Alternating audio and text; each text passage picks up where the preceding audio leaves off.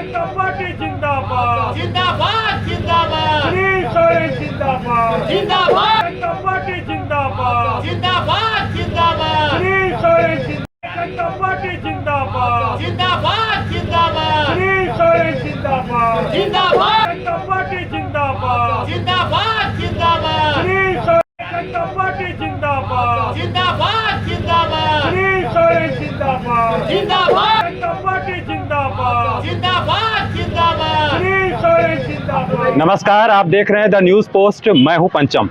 विधानसभा चुनाव चल रहा है झारखंड में और अभी हम हैं दुमका में। दुमका विधानसभा की बात करें तो एक बार फिर सोरेन वर्सेस सोरेन। भाजपा से प्रत्याशी के रूप में सुनील सोरेन हैं तो इनके सामने प्रमुख प्रतिद्वंदी के रूप में सीएम हेमंत सोरेन के छोटे भाई बसंत सोरेन हैं। हम बात करेंगे भाजपा प्रत्याशी सुनील सोरेन से, जामा विधायक, दुमका सांसद, उसके बाद फिर दुमका विधानसभा क्षेत्र से चुनाव में मैदान में, और फिर एक बार सोरेन के सामने सोरेन। क्या कहेंगे? देखिए, हम जब मैं राजनीतिक शुरू किया हूं तो मैं सोरेन परिवार से ही लड़ते आया हूं और हमको लगता है जितना दिन मैं चुनाव लड़ूंगा सोरेन परिवार से ही लड़ूंगा। और इन्होंने जिस तरह से यहाँ पर सरकार जो है ये घोषणा की सरकार है, ये किसी तरह की कोई काम करता नहीं है, ये सिर्फ और सिर्फ धन लूटने में लगा हुआ है। 5 साल आपका सांसद का कार्यकाल देखें और 5 साल दुमका विधायक के रूप में बसंत सोरेन का कार्यकाल देखें। विधायक के कार्यकाल से कितना संतुष्ट हैं और आप अपने कार्यकाल में क्या उपलब्धि? यहाँ क्या हम तो संतुष्ट कहाँ से रहेंगे, यहाँ का जनता संतुष्ट नहीं है। एक मुख्यमंत्री का भाई इस विधानसभा का प्रतिनिधित्व कर रहा है तो आप समझ सकते हैं कि वो जो है किस तरह का एक मॉडल के रूप में होना चाहिए। शिक्षा के क्षेत्र में, स्वास्थ्य के क्षेत्र में, सारी चीज़ों में यहाँ पर व्यवस्थित ढंग से होना चाहिए, लेकिन कोई काम नहीं किया। इन्होंने सिर्फ लूटने का काम किया। यहाँ जो है गिट्टी बेचो, बालू बेचो, कोयला बेचो और ओवरलोडिंग ट्रक का जो है पासिंग कराना, ये इसका धंधा है। इसलिए कि ये जो है जनता से कोई लेना देना नहीं। सांसद सुनील सोरेन का कार्यकाल में दुमका के लिए, दुमका संसदीय क्षेत्र के लिए जो आपकी उपलब्धि रही हो वो बताएं।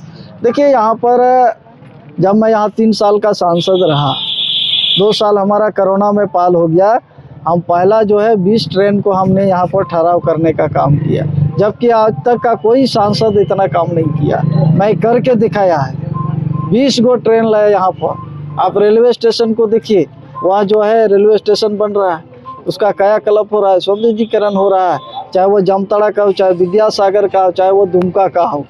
उसी तरह आपको वहाँ पर एक्सीडेंट हमेशा होता था जामताड़ा में, उसको हमने ओवरब्रिज बनवाने का काम किया, 3 रेलवे ओवरब्रिज बनवाया।